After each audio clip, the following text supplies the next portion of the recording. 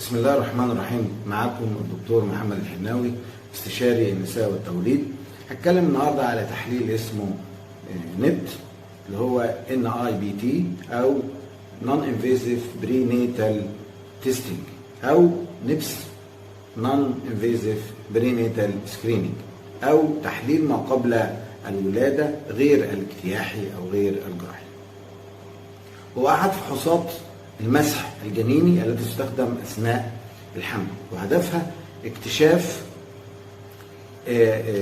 ما اذا كانت الام عرضه لخطر متزايد بانجاب طفل يعاني من تشوهات او اضطرابات جنينيه معينه، ويمكن ايضا يتعرف على جنس المولود ويجرى هذا التحليل في حاله اشتباه امراض مرتبطه بكروموسومات اكس او واي. وأحد تحاليل الحمض النووي غير المرتبط الخلايا سيل فري DNA، حيث يقوم هذا التحليل على كشف نسبة الحمض النووي غير المرتبط بالخلايا لكروموسومات الجنين، والجزء الجنيني هو الجزء الذي ينشأ من المشيمة ويسري في دم الأم. الأمراض الجنينية التي يساعد هذا التحليل على الكشف عنها هو متلازمة داون ومتلازمة إدوارد ومتلازمة باتو، وأمراض ترتبط بكروموسومات إكس أو واي للجنين مثل حالة كلاينفلتر أو ترنر.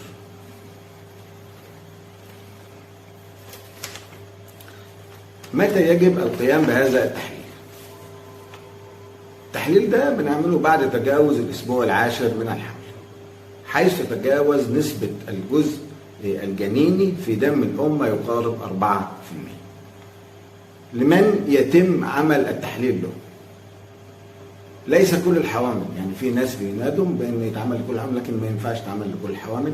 طب نعمله لإيه؟ لحالات مخصوصة بشكل خاص، مثل واحدة حامل فوق ال 35 سنة، واحدة عندها هي نفسها عندها مرض وراثي، الطفل سابق يعاني من احد الامراض الوراثيه، او احنا بنعمل فحوصات تانية مثلا زي موجات فوق صوتيه لان فيها حاجه مش طبيعيه، او عملنا تحاليل تانية دم او حاجه لانها غير طبيعيه قبل الولاده فبنضطر نعمل هذا التحليل. التحليل ده عباره عن بنسحب دم بس، نسحب دم وبنعمل له تحليل.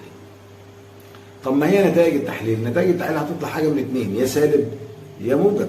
لو كانت سالب بيدل هذا على انخفاض خطر إصابة الجنين بأي من الأمراض الوراثية المتوارثة، وليس تأكيد على عدم إصابته. هو التحليل نتيجته 97.5%، لكن في 2.5% ممكن يبقى عندهم. هو بينفي نفي كبير إن ده مش عنده.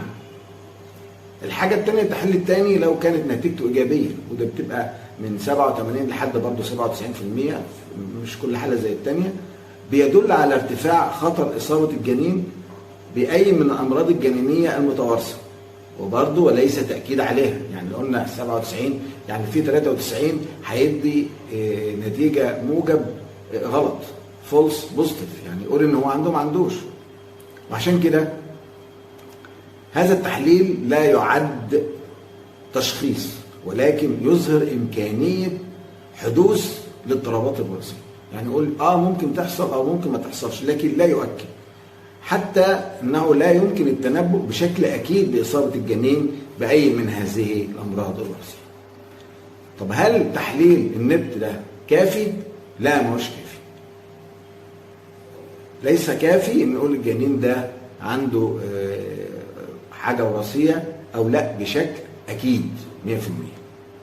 وفي حاله الحصول على نتيجه ايجابيه يتم تحويل الحالة إلى استشاري أمراض وراثية من أجل التفكير. هنواصل الفحص بقى عشان نعمل تشخيص اقتحامي ونأكد الفحص، مع الرغم إن هذا الفحص بيبقى فيه نسبة إجهاض عالية شوية. فهل يجب القيام بهذه الفحوصات للتشخيص أو نأجلها أو ما نعملهاش؟ احنا بنعملها حتى نؤكد التشخيص، ومنها ان احنا بناخد عينه من المشيمه من عن طريق المهبل او عن طريق البطن، وده من الاسبوع العاشر لل13، او بنحلل السائل الامنيوسي اللي حوالين الجنين من الاسبوع ال14 للاسبوع ال20، او بنعمل فحوصات موجات فوق صوتيه بنشوف شفافيه مؤخره عنق الجنين من ورا، بنقيسها من الاسبوع العاشر لل13. فلما بنقيسها ولقيناها كبيره شويه بيبقى عندنا ان في خطوره للاصابه بملازمه داون او تشوهات القلب الخلطيه.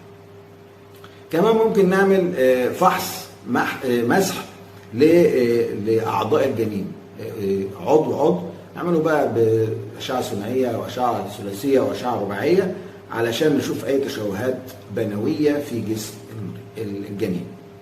ممكن نعمل كمان تصوير بالرنين المغناطيسي، ده في الحالات اللي احنا عايزين نأكد التشخيص. وشكرا. أسأل الله أن يبشركم بما يسركم ويكف عنكم ما يضركم، ويجعل العافية لباسكم، والمغفرة ستركم، والسعادة طريقكم، والجنة دارنا وداركم.